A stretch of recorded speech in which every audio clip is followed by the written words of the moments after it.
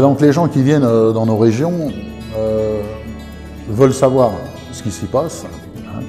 Donc s'intéressent aux produits, hein, bon, que ce soit dans le vin, dans le Bas-Jura ou dans le fromage dès qu'on monte un peu en altitude. Et c'est vrai qu'on leur donne la possibilité de voir déjà la fabrication des fromages. On a quand même beaucoup de fromageries sur l'aire d'appellation qui sont capables d'accueillir des gens le matin pour leur montrer comment est fabriqué le fromage, ce qui peut les surprendre des fois, hein. Ensuite, ça ne leur suffit pas, ils ont vu comment a été fabriqué le fromage, mais après ils veulent savoir ce qui va se passer entre le moment où il est fabriqué et puis le moment où ils vont l'avoir dans leur assiette. Ils passent 1h30 chez nous comme s'ils étaient entrés dans la peau d'un caviste et puis ils s'imaginent ce que c'est que le travail au quotidien. Et effectivement, quand ils voient l'importance de l'entretien des planches,